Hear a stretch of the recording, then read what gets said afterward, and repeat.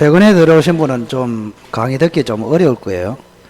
그 시간 내서 5, 6월달 그 동영상을 빠른 속도로 그 따라서 보면서 그렇게 오시는 게 제일 좋습니다.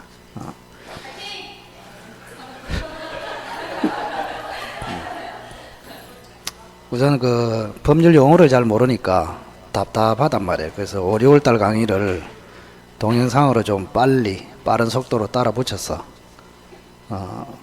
영상에 들어가서 보실 줄 알죠?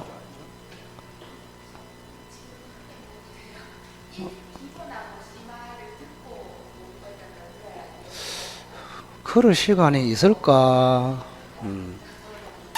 자, 1, 2월달, 3, 4월달, 5, 6월달 있는데 이제 학생들이 착각하는 게 지금 기초가 안 돼 있으니까 저기 1월달 거를 봐가지고 들어오는 게 안 좋겠습니까? 니 떨어졌다. 떨어졌어. 그 세 바퀴를 돌렸는데 실전하고 가장 유사한 게 5, 6월달이에요. 그 조금 어려워도 5, 6월달 거를 계속 봐야 된다고. 그거를 계속 반복해서 보면서 문제풀이 따라오고. 알겠죠? 그렇게 조금 힘들어도 잘 따라오시기 바랍니다. 자, 23페이지 11번 틀린 것을 골라라. 자, 1번의 반사회적 무효는 절대적 무효입니다. 따라서 누구든지 주장할 수 있다. 맞네요. 이거 조심해야 됩니다. 반사회적 무효는 절대적 무효이므로 누구든지 주장할 수도 있고 누구에게도 주장할 수도 있다. 정확하게. 자, 이번에는 청기누설 이야기했네. 세 가지. 강제 집행을 면할 목적으로, 세금을 면할 목적으로, 투기의 목적으로 이렇게 나오면 무조건 반사회적 행위가 아니다. 2번도 X. 그럼 2번이 답입니까? 아니죠. 자, 반사회적 행위가 아니라 틀린 것은, 자, 2번은 반사회적 행위에 해당하지 않는다. 맞고. 자, 3번이 답인데 미안하지만 지우부라. 자, 4번에 보시면 법률 행위가 사회질서에 위반한 것이 아니고 조건이 사회질서에 위반했다. 이렇게 되어 있습니다. 이거를 반사회적 조건, 불법 조건이라 합니다. 그럼 불법 조건이 붙어버리면 조건도 무효, 법률행위 전부도 무효. 그래서 맞습니다. 자, 5번은 숱하게 사회에서 많이 일어나죠. 회사에서 이제 근로자를 해외에 파견합니다. 그죠? 3년 동안 그 해외에 갔다 오면은, 그죠? 근무를 계속해도 좋다. 이런 약정은 굉장히 많이 일어나고 있고, 그래서 유효다. 이렇게 생각하시고. 자, 12번 내려옵니다. 반사회적 무효가 되는 것을 모두 골라라. 반사회적 무효. 자, 기억해 보시면 강박의 동그라미. 자, 사기 강박은 취소 사유에 불과하고 반사회적 행위는 아니다. 자, 니은은 판례집에 있었죠.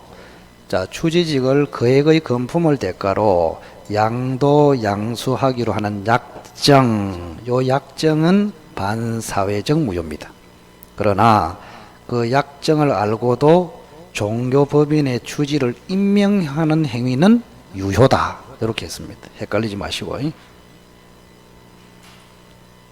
자, 디귿은 범죄와 관련되어 있기 때문에 사기죄입니다. 그래서 정의의 바람으로 반사회적 무효. 자, 리얼도 이중매매에서 배임행위에 적극 가담하면은 역시 정의의 바람으로서 반사회적 무효. 자, 반사회적인 것은 딜이 두 개입니다. 뒤로 넘겨 보실까요? 자, 13번에 보시면 이제는 동기가 사회 질서에 반한다. 우리가 사회 질서에 반사회적 행위는 무효다. 이래 돼 있잖아요. 그럼 여기에 포함된 내용이 세 가지입니다. 법률 행위가 반사회적이다. 이거 하고 법률 행위에 조건이 반사회적이다. 법률 행위를 하게 된 동기가 반사회적이다. 이렇게. 그래서 주로 이제 법률 행위 자체가 반사회적일 때 무효다 이러는데, 조건이 반사회적이다. 이거를 조금 전에 뭐라 했더라? 불법 조건이라 했습니다. 그러면 동기가 반사회적이다. 그럼 이걸 뭐라 할까요? 불법 동기라고 하지요. 이렇게. 그러면 조건이 불법일 때도 조건도 무효이고 법률 행위도 전체가 무효이다. 좀 전에 봤습니다. 그러면 동기가, 법률 행위는 괜찮은데 법률 행위를 하게 된 동기가 반사회적일 때 어떻게 되겠느냐? 이런 경우에 반사회적 무효로 가겠느냐? 요게 이제 조금 중요합니다. 불법 동기. 그래서 임대차는 적법인데 임대차를 하게 된 동기가 도박을 위해서 빌렸단 말이에요. 그러면 그때 임대차는 반사회적 무효가 되겠느냐? 이래 했을 때 불법 동기가 상대방에게 표시가 되었거나 불법 동기가 상대방에게 알려진 경우에는 반사회적 무효다. 이게 판례입니다. 이렇게. 그래서 도박을 하기 위해서 임대차를 했다. 그렇다고 해서 임대차가 무조건 반사회적이다. 그게 아니에요. 도박을 하기 위해서 빌린다는 것을 상대방에게 표시해야 된단 말이에요. 표시했거나 어떤 경로를 통해서 저놈이 도박을 위해서 빌리는 것이다. 알려진 경우. 그때만 임대차도 반사회적 무효로 간다. 이렇게. 그럼 표시도 안 되고 알려지지도 않으면 동기가 불법이라고 해서 법률 행위가 반사회적으로 가지는 않는다. 그 말이에요. 아시겠죠? 자, 그러면 여기는 어떻게 되어 있습니까?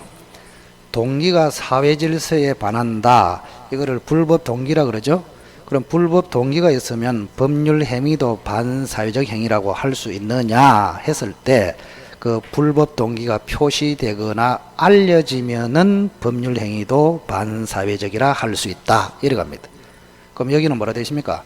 표시된 이래 되어 있잖아요. 맞죠? 불법 동기가 표시됐죠.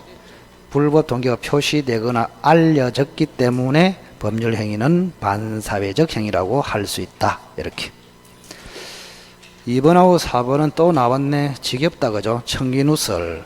강제 집행을 면할 목적으로, 세금을 면할 목적으로. 이게 나오면 무조건 반사회적이다. 아니다. 아니다. 그래서 2번도 X, 4번도 X, 1번도 X네요. 그죠?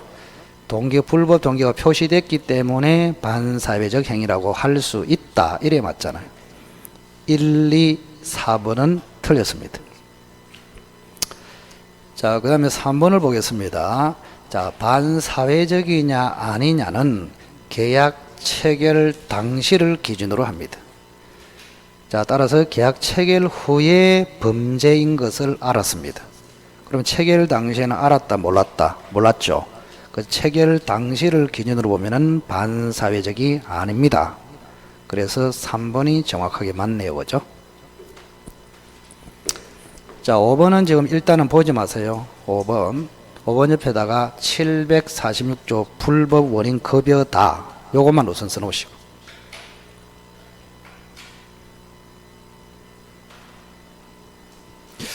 이거 하나 그럼 나온 김에 한번 볼까 무슨 말인지. 자, 갑이라는 사람이 도박 채무자입니다. 채무자. 을이라는 사람이 도박 채권자야. 그러면 1,000만원 갚아야 해. 이렇게 1,000만원 갚아야 한다. 그런데 갑한테는 집이 한 채 있었다. 이 말입니다. 근데 요 을이라는 사람이 잘 들어보세요. 갑에 대한 도박 채권을 담보할 목적으로 을이 자기 앞으로 갑의 집에 대해서 이전 등기를 해요. 요렇게. 자, 지금 을이 갑의 집을 산 게 아닙니다. 뭐라고? 도박 채권을 담보하기 위해서 이전 등기했다. 이거를 우리가 가담법에서 뭐로 배웠나요? 양도담보라고 배웠잖아요.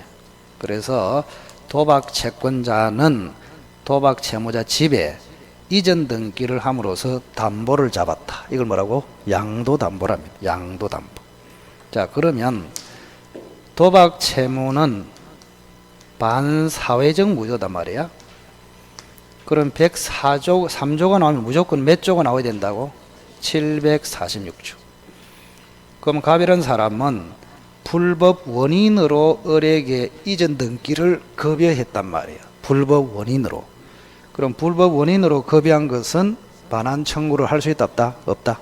그 말은 말소 청구를 할 수 없다. 그런 뜻이에요. 자, 그게 5번입니다. 조금 어려워서 제끼려고 했는데 혹시나 또 알아듣는 사람이 있거든. 자, 그래서 5번은 746조 불법 원인 급여다. 불법 원인 급여. 자, 그래서 항상 이야기하지만 불법 원인 급여가 돼서 무효가 돼도 반환 청구를 못한다. 이 불법이 되려면 몇 조가 나와야 된다고? 103조, 104조가 튀어나와야 된다고 항상. 자, 14번 한번 보실까요? 이제 불공정 행위입니다. 자, 갑은 을과 매매 계약을 체결하고 대금을 전부 받았으나 가격이 폭등하자 병에게 다시 매도하고 이전 등기를 해줬다. 이중매매네요. 이중매매. 이중매매다. 이건 너무 쉽네. 우리가 지금 다뤄야 할 그런 수준이 아닌데. 자, 이중매매는 항상 그림이 머릿속에 딱 나와야 됩니다. 갑이 을에게 1차로 매매를 했습니다. 3월 1일 날. 근데 을 앞으로 등기를 안 했습니다. 중도금만 지금 지급을 했단 말이야. 이렇게 1억으로 매매했는데, 근데 갑이라는 사람이 배신해서 병한테 이중으로 매매를 했습니다. 이중으로 매매를 했다. 그래서 병 앞으로 등기가 됐다. 이거를 이중매매라 합니다. 이중매매. 자, 이중매매는 아무 소리 없으면 뭐라고 했습니까? 기억납니까? 유효입니다. 유효. 유효가 되면은 병이라는 사람이 소유자로 확정됩니다. 맞죠? 그럼 갑이라는 사람은 을에게 소유권 이전을 해줄 수 있습니까? 없잖아요. 이 사람이 소유자가 됐으니까. 그래서 갑은 소유권 이전 채무가 불능으로 됐습니다. 이행불능. 자, 갑에게 잘못이 있죠. 귀책 사유로 불능이 됐다. 이거를 채무불이행 이렇게 부릅니다. 자, 그러면 을은 갑에게 채무불이행 책임을 물을 수 있다. 그러면 채무불이행 책임은 두 가지죠. 하나는 뭐요? 매매를 뭐 할 수 있고 해제할 수 있고, 두 번째는 뭐 할 수 있고 손해배상을 청구할 수 있고, 이래 된단 말이에요. 그래서 아무 소리 없으면 이중매매가 유효이므로 병이 소유자로 확정돼 버려. 그런 경우는 을의 대책은 해제하거나 손해배상을 청구해서 돈으로 만족하라. 이렇게 되어 있습니다. 자, 두 번째, 그러나 무효로 가는 경우가 있습니다. 그죠? 이중매매가 반사회적 무효로 간다. 병이 뭐 했을 때? 적극 가담했을 때. 요렇게. 그럼 반사회적 무효로 가버리면 묻는 게 뻔한 거 아닙니까? 자, 이게 무효로 가면은 요 등기도 무효입니다. 그러면 요 등기 무효이기 때문에 병이 소유자가 아니에요. 갑이 여전히 소유자입니다. 그래서 소유자는 갑인데 등기는 병 앞으로 돼 있죠. 자, 이거를 등기법에서 굉장히 자주 이야기합니다. 소유자는 갑인데 등기는 병 앞으로 돼 있어. 이걸 등기법에서 뭐라고 들었다? 나온다. 그거 특강도 했다, 이거. 특강 할 때도 그거 들리던데. 이거를 등기법에서 요 한마디 알아도 참 유리한데, 실체와 등기의 불일치, 이렇게 불러요. 소유자는 갑인데 등기는 남 앞으로 돼 있다. 이걸 뭐라고? 실체와 등기의 불일치, 또 요 등기는 실체와 부합하지 않는다. 이렇게 표현합니다. 등기법에서. 그냥 하나를 들어도 정확하게 들어야 등기법도 재밌고 그 효과가 있어. 그만 낙사하고 그냥 감질이다 끝나보면 아무것도 없어. 그 법이라는 것은 정확하게 들은 습관이 있어야 된다고. 자, 그래서 요 등기는 실체와 부합하지 않는다. 그 말은 항상 말소 대상이다. 그런 이야기예요. 그죠? 그러면 이 말소 청구를 어떻게 하겠냐? 제가 이것도 강조했습니다. 우리 민법 전역에서 말소 청구는 누가 하나요? 소유자. 이런 거 대답을 잘해. 잘하는데 시험만 치면 왜 그리 못 찾을까 이게? 말소 청구는 소유자가 한다고. 그럼 소유자는 갑이잖아. 맞죠? 그러면 시험에 어른 말소 청구를 할 수 없다. 왜? 소유자가 아니기 때문에. 자, 갑은 소유자 맞죠? 말소 청구를 할 수 없다. 소유자라도 여기는 말소 청구가 안 돼. 왜? 103조가 나오면 정신 차려 제발하고 746조가 적용이 돼 버린다고 이렇게. 그럼 갑은 불법 원인으로 등기를 거부했기 때문에 말소를 해가지고 찾아갈 수가 없어요. 그죠? 을도 말소 청구가 안 돼. 갑도 안 돼. 되는 거는 을이 갑을 대위해서 말소 청구가 된다. 말소가 되면은 등기가 갑으로 회복되고 회복되면은 을이 이전 등기를 청구해서 소유권을 찾아온다. 쉽잖아요, 그죠? 할 것도 없어. 재미도 없고. 자, 그다음 만약에 여기 말소가 되기 전에 정한테 넘어가 버렸어. 묻는 게 너무나 뻔해. 재미가 없어. 그래서 내 그 소리 그 소리. 그리고 또 여러분 속이려고 선의야 이렇게 나와. 항상. 자, 선의의 적극 가담이 됐을 때 선의의 정은 소유권을 취득할 수 있습니까? 이렇게 묻습니다. 된다 안 된다? 안 된다. 왜냐하면 요거는 절대적 무효죠. 절대적 무효는 제3자 보호 규정이 없습니다. 아시겠죠? 그래서 정이라는 사람은 선악을 불문하고 무조건 소유권 취득을 못합니다. 뭐 할 게 있어야 재미가 있지. 자, 14번 1번 이중매매라는 사실만으로는 갑과 병 간의 이중계약이 무효로 되는 것은 아니다. 맞죠? 적극 가담이 돼야 무효로 됩니다. 자, 이번에 갑, 병 간의 이중계약이 유효하면 갑의 을에 대한 이전 등기 의무는 이행불능이 된다. 따라서 채무불이행이 된다. 자, 3번에 갑과 병 간의 계약이 무효가 아니면 먼저 등기를 마친 제2 매수인 병이 취득한다. 맞죠? 자, 4번에 병이 알았다. 이렇게 돼 있네. 자, 여기 보세요. 자, 병이라는 사람이 갑과 을 사이에 매매가 있다는 사실을 알고 이중매매 했단 말이에요. 그럼 무효입니까? 아니요. 알았다는 것으로는 부족해요. 적극 가담으로 가야 된다고. 그걸 강조하고 있습니다. 그래서 알고 있었다는 사실만으로는 갑, 병 간의 이중계약은 여전히 유효다. 그래서 4번이 틀렸네요. 자, 5번에는 을은 병을 상대로 직접 자신에게 등기를 이전할 것을 청구할 수는 없다. 여기 보세요.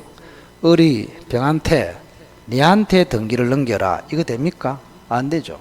근데 조심해야 될 것은 우리가 여기는 지금 말소거든요. 말소. 그러면 을이라는 사람은 아까 말소 청구를 못한다 그랬잖아요. 근데 여기는 이전 등기 청구를 할 수 있냐 없냐 이렇게 물었잖아요. 그죠? 그래서 조심해야 될 것은 지금 거기 5번에서 말하는 등기 이전은 매매나 거래를 전제로 하는 이전 등기가 아니고 진정 명의 회복 이전 등기를 의미합니다.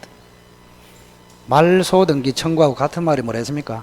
진정 명의 회복 이전 등기 청구. 그거를 이야기하십니다. 아시겠죠? 자, 그래서 여기 보세요. 다시 한번. 자, 병의 등기가 말소 대상일 때 을은 말소 청구를 못한다 그랬죠. 소유자가 아니기 때문에 말소 청구도 못하고 말소 청구하고 같은 뭐도 못한다. 진정명의 회복 이전 등기 청구도 못한단 말이에요. 그거를 묻고 있잖아요. 지금 5번. 자, 그래서 4번이 틀렸습니다. 자, 뒤로 넘겨보실까요? 5번은 더 쉬워. 더 쉬워. 딱 보면 병이 적극 권유했다 이렇게 나오죠. 우리가 적극 가담을 다른 말로 하면 뭐라고 한다고? 적극 권유, 적극 회유, 적극 유혹, 적극 요청 전부 다 같은 말입니다. 그리고 적극 가담이 나오면은 반사회적이고, 적극 권유가 나오면은 반사회적이 아니고 이래 하지 말라고. 같은 말이라고. 그냥 학자들이 뭉뚱그려 가지고 그냥 적극 가담이라 합니다. 판례는 적극 가담이란 말을 잘 안 써요. 적극 권유, 적극 회유, 적극 요청 이렇게 씁니다. 그걸 한마디로 뭐라고? 적극 가담이다. 자, 그럼 15번은 적극 가담이 됐잖아요. 그럼 적극 가담이 되면은 이중매매는 반사회적 무효가 맞죠? 그러면 병의 등기는 이제 말소 대상입니다. 자, 1번에 갑과 병 사이에 이중매매는 반사회적 무효다. 맞네요. 적극 가담이 됐으므로. 자, 어른 병에게 손해배상을 청구할 수 있다. 2번이 제일 중요하다 그랬습니다. 2번. 자, 여기 한번 보세요. 자, 우리가 을이 이제 자기 앞으로 지금 소유권을 못 가져오니까 손해배상을 청구할 수 있단 말이에요. 자, 이게 이중매매가 유효이면은 병이 소유자이기 때문에 을이 영원히 소유권을 못 가져와. 그럼 손해본 거 아닙니까? 갑 때문에. 그럼 손해배상 청구 이렇게 돼요. 그 다음에 이게 이제 적극 가담이 무효가 됐어. 그럼 우리 소유권을 찾아올 수 있잖아요. 그런데 제때 찾아온다. 한참 늦게 찾아온다. 한참 늦게. 그걸 지연 배상 손해배상 청구를 합니다. 아시겠나요? 그래서 유효가 돼도 손해배상 청구, 무효가 돼도 손해배상 청구가 돼요. 둘 다 손해배상 청구가 된단 말이야. 그러면 이 을이라는 사람이 채무자에게 손해배상 청구하는 거, 이거는 너무나 당연한 것입니다. 자, 을이 갑에게 손해배상 청구한다. 그러면 갑에게 손해배상 청구하는데 을이 병한테도 손해배상을 청구할 수 있겠느냐, 이게 이제 중요하다 이런 이야기입니다. 그래서 원래 손해배상 청구는 채권자가 채무자에게 청구합니다. 채무자의 귀책 사유로 채권이 침해돼서 손해봤을 때 배상하라 이렇게 청구하는 거예요. 그런데 갑하고 을 사이에서 보면 이거는 제3자야. 그럼 제3자에게 손해배상을 청구할 수 있겠냐, 이런 이야기. 여기에 오래 관건이라고 그랬죠. 자, 할 수 있다 없다? 있다. 그럼 을이라는 사람은 채무자 갑에게도 손배 청구를 할 수 있고 제3자 병한테도 청구할 수 있고, 그러나 요건이 달라. 요건이. 자, 갑에게 청구할 때는 고의 또는 과실이 있으면 돼. 이걸 귀책 사유로 합니다. 뭐라고? 고의 또는 과실. 그러니까 과실만 있어도 채무자에게는 손해배상 청구가 된다 그 말이에요. 그런데 제3자한테 손해배상 청구할 때는 반드시 고의가 있어야 됩니다. 과실 가지고는 안 된다고. 오늘 마지막이다. 마지막. 지금 답 내는 게 중요한 게 아니라 그랬습니다. 이중매매가 딱 나왔을 때 실전에 갔을 때 맞출 수 있어야 된단 말이에요. 그죠? 자, 을은 갑에게는 고의 과실로 손해배상 청구, 병한테는 뭐요? 고의. 예. 그러면 고의가 있다고 하기 위해서는 최소한 적극 가담이 돼야 된다. 그런 얘기. 그 만약에 적극 가담이 되면 병한테도 배상 청구, 갑한테도 배상 청구. 적극 가담이 없으면 갑한테는 배상 청구, 병한테는 배상 청구가 안 된다. 됐죠? 그리고 여기는 적극 가담이 됐기 때문에 병한테 고의가 있죠. 그러니 을은 병에 대하여 손해배상을 청구할 수 있다. 맞네요. 자, 3번에 을은 병에 대해서 직접 말소를 청구합니까? 갑을 대위합니까? 대위. 3번이 틀렸네요. 자, 채권자 취소. 자, 채권자 취소는 요 이야기입니다. 여기 보세요. 자, 채무자가 이중매매에서 재산을 빼돌렸다 이런 이야기예요. 그러면 이 이중매매는 을의 채권을 침해하는 사해 행위다. 한번 읽어보시오. 사해. 그러면 사해 행위는 침해된 채권자가 취소할 수 있다. 이거를 채권자 취소를 합니다. 아시겠나요? 그래서 채권자 취소는 외워도 된다 그랬습니다. 두 군데밖에 안 나와. 이중매매에서는 채권자 취소가 안 되고 통정허위 표시는 되고, 결국 외우게 될 끼야 아마. 아무리 이야기해도 그냥 외우는 걸 좋아하니까.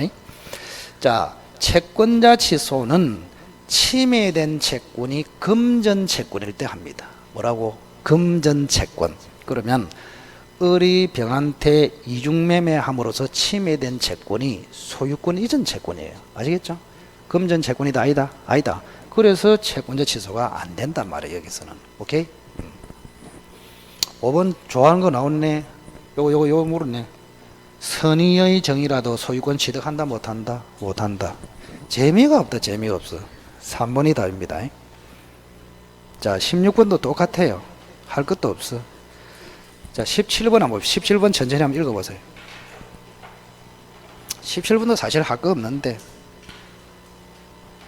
할 것도 없는데 여러분이 문제 못 보면 의리한이 돼가지고 한다 이 말이에요.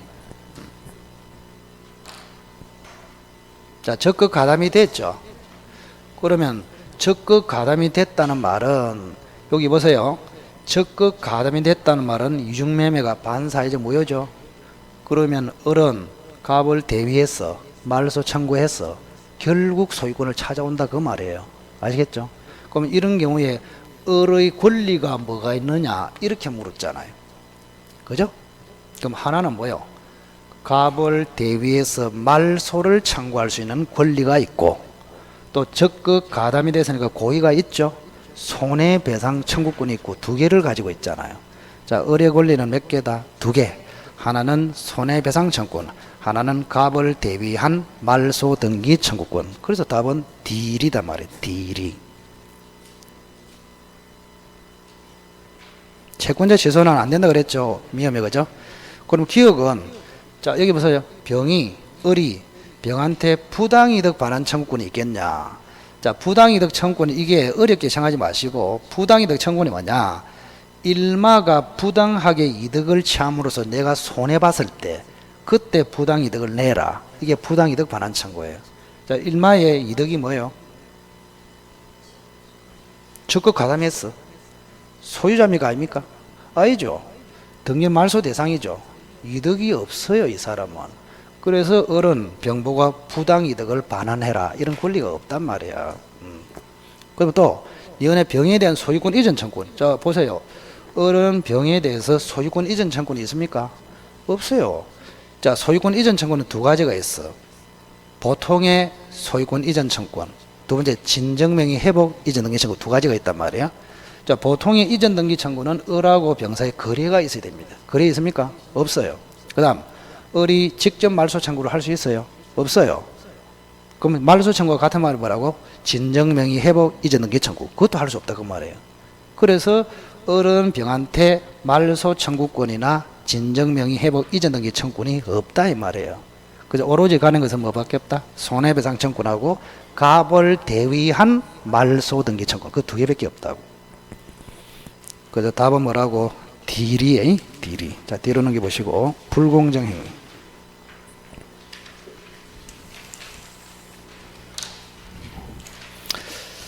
자, 어제 개론 참 수업했습니까, 요거? 했어요. 소감이 어때요? 이론 강의 할 때보다는 문제풀이가 훨씬 수월했습니까? 어때요? 느낌이? 어떤 사람 보면은, 이게 이제 학생들이 세 부류가 있거든. 천지도 모를 때, 좀에 알 때, 제대로 알 때, 이게 세 부류가 있단 말이에요. 근데 민법을 이제 착각해가지고 저한테 강의 들으면 좀 흥미가 좀 있거든. 그래가지고 처음에 별거 아니네 이렇게 생각해. 별거 원래 개론보다 훨씬 어려워요 민법이. 원래 훨씬 어렵다고. 학교적 모임에서도 항상 그런 이야기 하고 결국에는 저도 개론 공부해봤잖아요. 저도 이래봬도 공인중개사야. 여기 공인중개사 한 명밖에 없어. 개론자가 여섯 개, 다섯 개 틀리거든. 다섯 개. 개론. 계산 문제 두 개 틀리고.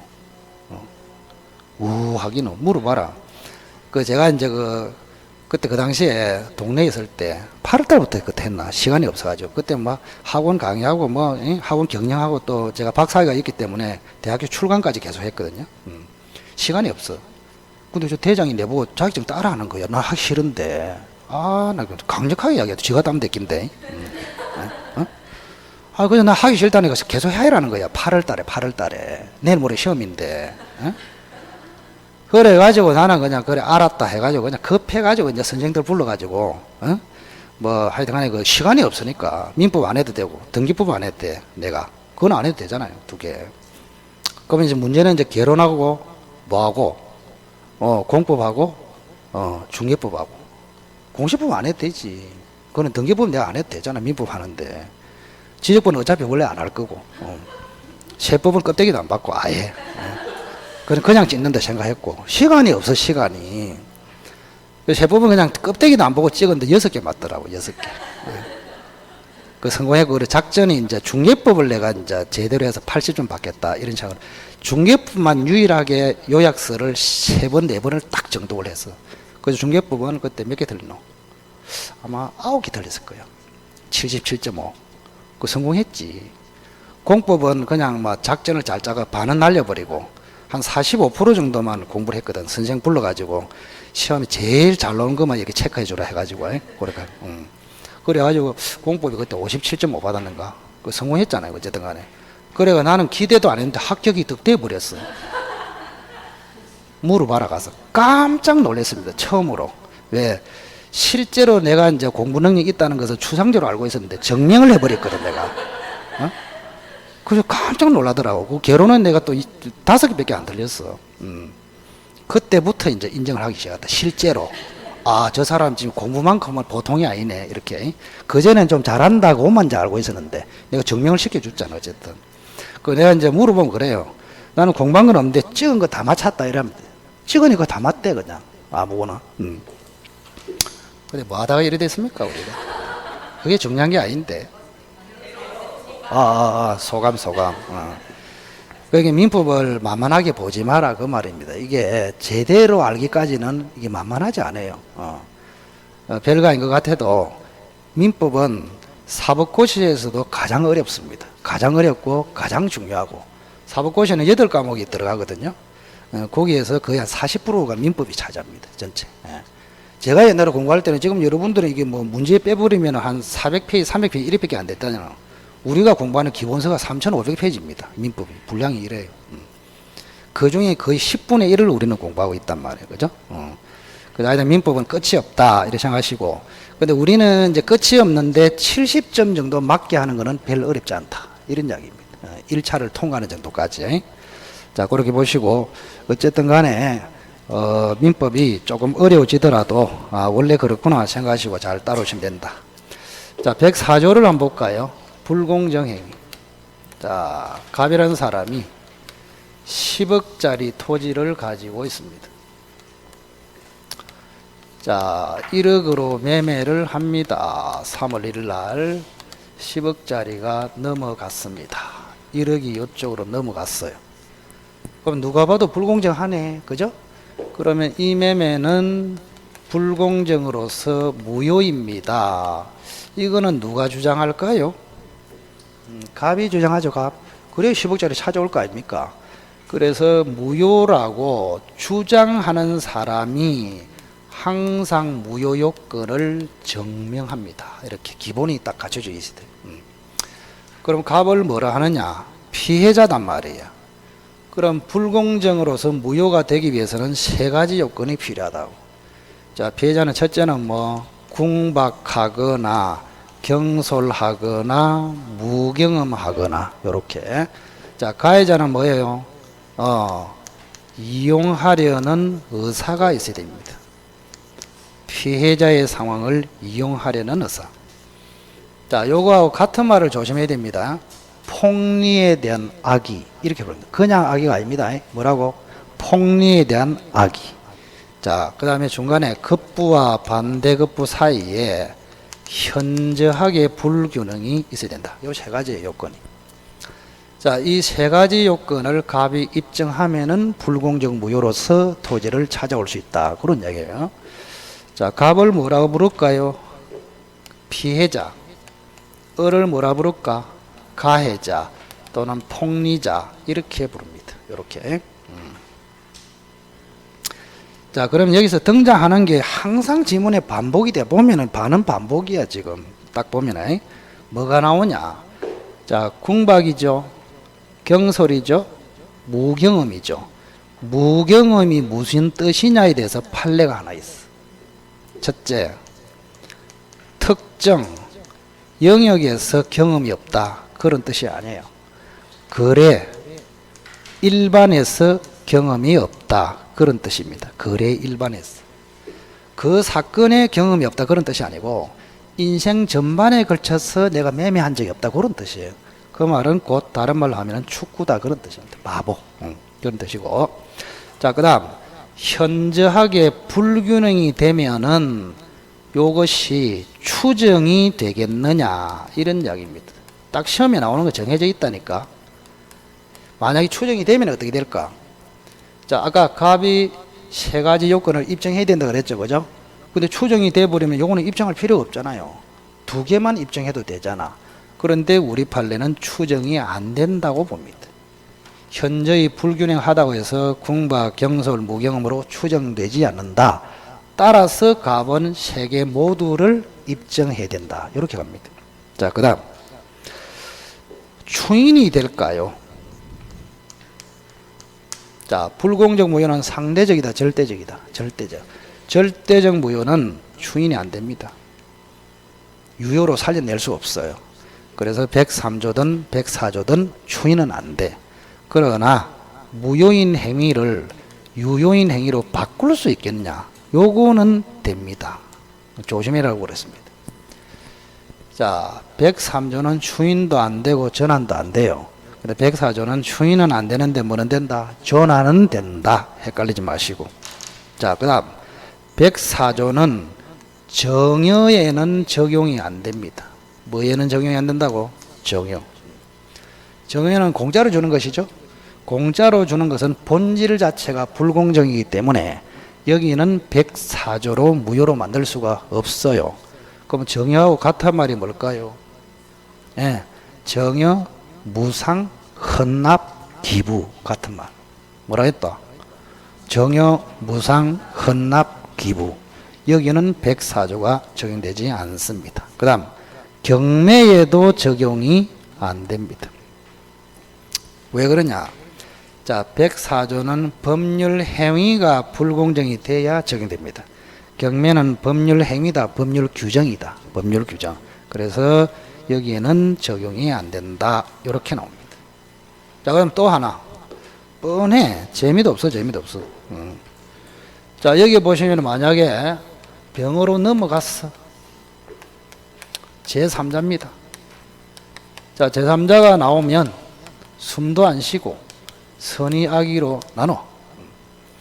그럼 이 제3자가 보호될까요? 이런 이야기입니다. 자, 갑이라는 사람이 불공정 무효라고 입증을 다 마쳤어. 그러면 갑은 을에게 반환 청구해서 토지 찾아갈 수 있습니다. 근데 찾아가기 전에 병한테 넘어갔단 말이야. 그러면 이 사람은 보호될까? 즉 소유권을 유지할까? 아니면 갑에게 돌려줘야 할까? 보호된다 안 된다? 안 된다고. 왜? 요 무효는 절대적 무효. 자, 절대적 무효는 제3자 보호가 안 된다 그랬죠. 그래서 병이라는 사람은 보호되지 않고 갑에게 돌려줘야 됩니다. 뭐 할 게 없어. 재미도 없고. 자, 18번. 자, 틀린 것을 골라라. 1번 무경험의 뜻은 특정 영역이 아니고 거래 일반의 경험 부족. 맞네요. 자, 이번에 세 가지 모두를 요구한다. 틀렸죠? 세 개 중에서 하나만. 2번이 정답입니다. 3번의 불공정 무효는 추인으로 유효로 될 수 없다. 맞네요. 자, 5번에 이제 대리인이 했습니다. 대리인. 자, 여기 보세요. 자, 이 매매를 갑의 대리인 A가 매매를 했단 말이에요. 이렇게. 그러면 대리인이 매매를 하면은 궁박, 경솔, 무경험이 누구 기준이냐? 그런 이야기입니다. 궁박은 본인, 경솔, 무경험은 대리인.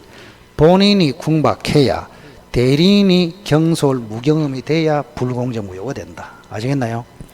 그래서 5번에는 경솔, 무경험은 대리인 기준, 궁박은 본인 기준. 맞네요. 자, 19번. 옳은 것은 1번 삭제. 이번에 경매는 적용 안 된다 그랬죠. 그래서 2번은 맞네요. 3번 떠나왔다 지겹다. 추인 안 됩니다. 틀렸고. 4번에 대리인이 했네요. 자, 대리인이 했으면은 자, 궁박 경솔은 대리인 기준, 궁박은 본인 기준. 그럼 맞습니까? 대리인이 궁박이다. 이래 돼 있죠. 그럼 틀렸잖아요. 본인이 궁박이 돼야 궁박이라고. 그래서 4번도 틀렸습니다. 자, 5번에는요, 주관적 가치 돼 있잖아요. 근데 우리 민법에는 주관적 가치 나오면 무조건 틀린 말이야. 객관적 가치 이래야 되는데. 법이라는 것은 마음대로 가치가 아니에요. 객관적 기준에 의한 가치입니다. 그래서 옳은 것은 2번밖에 없다. 경매는 불공정 법률 행위에 해당하지 않는다. 2번만 맞고 3번도 틀렸다. 4번도 틀렸다. 5번도 틀렸습니다. 할 거 없고. 자, 20번에 불공정. 1번은 좀 기억해야 됩니다. 지금 불공정 행위가 맞아요. 불공정 행위가 맞아. 그럼 불공정 행위가 되면은, 그죠? 자, 손해를 보는 사람이 소송을 할 수도 있잖아요. 그죠? 여기 보세요. 자, 두 사람이 지금 10억짜리를 1억으로 매매를 해요. 그럼 불공정의 가능성이 있죠? 그럼 나중에 갑이 을에게 소송해서 토지를 찾아갈 수도 있잖아요. 그럼 을이라는 사람은 뺏기기 싫잖아요. 그래서 을하고 갑 사이에 소송을 제기하자 말자 이 특약을 할 수도 있잖아요. 그걸 부재소 합의라 합니다. 부재소 합의. 뭐라고? 부재소. 부재소 특약. 부재소 합의. 이렇게. 부재소가 무슨 뜻입니까? 한자 그대로 아닙니까? 부재소. 재소하고 반대말 아닙니까? 소를 제기하는 것을 하지 말자 그런 뜻 아닙니까? 부재소. 자, 그러면 갑은 지금 불공정 무효가 됐을 때 소송을 제기해서 찾아와야 되는데 을하고 특약을 해가지고 부재소 특약을 해버렸단 말이야. 그럼 이 특약이 유효이면은 소송 제기 못해요. 그런데 이 특약도 우리 판례는 무효라고 봅니다. 이렇게. 그래서 부재소 특약이 있더라도 무효이므로 여전히 소송을 제기해서 찾아올 수 있다. 이런 이야기입니다. 그 1번은 맞네요. 부재소 특약, 부재소 합의도 무효이다. 이런 이야기입니다. 자, 이번에 정여나 무상이나 기부나 헌납에는 적용되지 않는다. 맞고 3번에 추인은 안 되지만은 무효행인 전환이 적용될 수는 있다. 맞습니다. 자, 4번이 왜 틀렸나요? 4번 천천히 읽어보세요.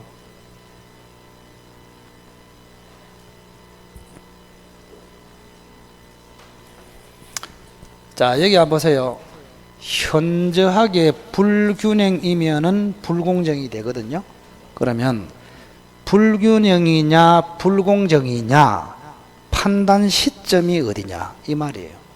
자, 매매는 3월 1일 날 했는데 그죠? 실제 이행기는 10월 1일 날 돼 있다 이 말이에요. 자, 그러면 잘 들으세요. 요거 쏟기 쉬워요. 자, 3월 1일에는 10억짜리가 맞아. 근데 10월 1일 날 이제 토지 넘겨주려고 하는데 폭락을 해가지고 1억 1원짜리가 돼붙습니다. 이렇게. 불공정이 될까요? 여러분의 최대의 장점이 뭐냐? 에? 그죠? 불공정 여부는 계약 체결 당시다. 거기까지는 책이 있으니까 알아. 근데 문제식으로 이렇게 딱 내면은 또 어리하게 이래 되면서 즐거워집니다. 항상 그죠?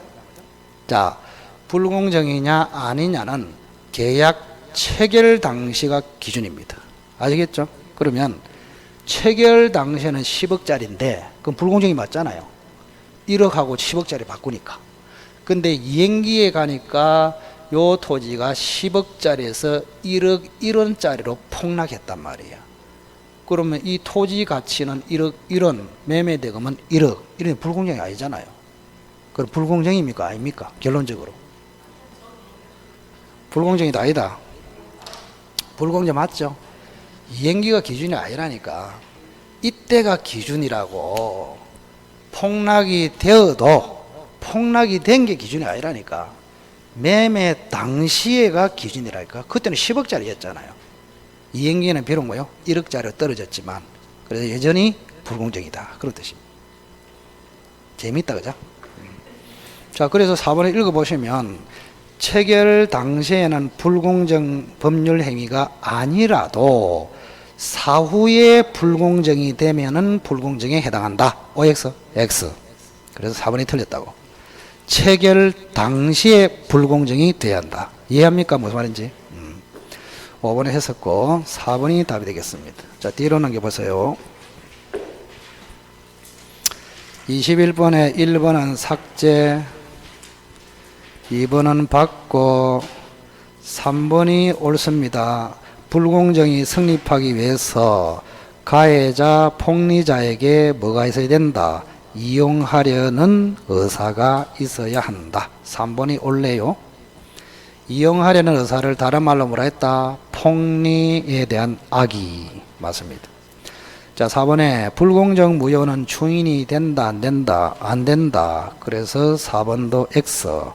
5번에 현저히 불균형이 있으면 궁박, 경솔, 무금이 추정된다, 안 된다? 안 된다. X. 그거 다 한 거 아닙니까? 전부 다 딱 지문에 나올 거면 내가 정리를 딱 해놨잖아요, 지금. 그죠? 자, 그래서 3번만 옳고 2번, 4번, 5번은 틀렸습니다. 1번은 제거하시고. 자, 22번 한번 볼까요? 틀린 것을 모두 골라. 첫날이기 때문에 제가 어지간하면 다 읽어줍니다. 근데 둘째 날부터는 슬슬 빼기 시작합니다. 자, 1번. 현저한 불균형 여부의 판단 시기는 이행기다, 법률 행위시다. 법률 행위시. 맞네요. 니은은 제거하시고. 자, 디귿의 무경험의 의미는 아까 뭐라 했습니까? 특정 영역에서 경험 부족이 아니죠. 거래 일반에서 경험 부족. 디귿은 X. 계속 반복이 돼. 지겹다. 리얼에 불공정은 추인은 안 되지만 무효행위 전환은 적용될 수 있다. 맞네요. 미엄, 정여, 무상, 기부, 헌납에는 불공정 법률행위에 적용되지 않는다. 그래서 디귿은 틀렸고 기리미는 맞고 이렇습니다. 니은은 제거하시고. 자, 23번 천천히 한번 읽어보세요. 천천히.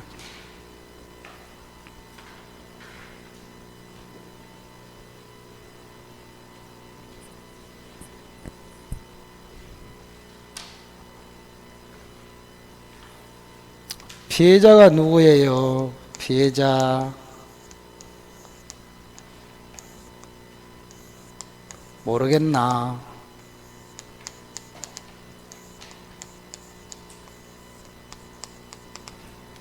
피해자가 갑이지, 그죠? 갑입니다. 자, 앞으로 보시면 지금 10억짜리를 1억으로 매매를 했거든요. 그러니까 그를 딱 읽을 때 갑을병 이런 게 나오면 머릿속에 그림이 연상이 안 되면 시험장에 가면은 긴장이 돼 가지고 그냥 겐도 비슷한 일이 돼 버려요. 근데 우리가 그 7년, 6년 전에 그 수석하는 그 친구는 내가 시험지 가져와 보라 하니까 시험지 옆에 전부 다 그림이 간략하게 그려져 있습니다. 그려야 된다고, 민법은. 숙달이 되면 그림 그리는데 몇 초 안 걸린다고, 이렇게. 예. 그래서 딱 이렇게 예를 들어서 23번 읽어보면은 이게 나와야 된다고. 그죠? 갑의 대린 을이 병과 매매했다. 그리고 병은 정한테 다시 넘겼다. 이게 딱 나와야 돼, 머릿속으로. 이렇게. 자, 그러면 느낌이 요 매매는 불공정 무효가 될 가능성이 상당히 많다 이 말입니다. 이렇게. 그죠? 그럼 여기 이제 묻는 게 뻔한 거 아닙니까? 대리 나온 거 보니까 궁박 또는 경솔 또는 무경험이 돼야 되잖아요. 근데 궁박은 갑을 기준, 경솔 무경험은 A를 기준. 그거 물을 거 아닙니까? 뻔하게. 그죠? 자, 그리고 1번에 보시면 병은 가해자입니다. 가해자. 가해자 병한테는 피해자의 상황을 이용하고자 하는 의사. 이거를 뭐라고 했다? 폭리에 대한 악의. 요게 있어야 됩니다. 요게 없다면 불공정은 성립하지 않는다. 맞나요? 자, 이번에는 갑이 궁박 상태에 있더라도 을이 궁박 상태에 있지 않다면, 자, 궁박은 대린 기준이다, 본인 기준이다? 본인 기준. 그리고 본인이 궁박이니까 요건을 충족했잖아.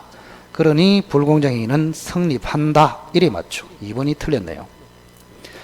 자, 불공정 판단 여부, 판단 기준 시기는 이행기다, 체결 당시다. 체결 당시 맞고. 불공정 무효는 절대적 무효다, 상대적 무효다. 절대적 무효. 따라서 제3자는 보호되지 않습니다. 그래서 선의의 악의의 제3자 정에게는 무조건 대항할 수 있다. 이런 이야기입니다. 자, 불공정 모의는 추인이 된다 안 된다? 안 됩니다. 그래서 추인을 하더라도 유효로 될 수 없다. 뭐 재미가 없잖아, 그죠? 간단하다. 좀 쉬었다 할까요? 재미없다.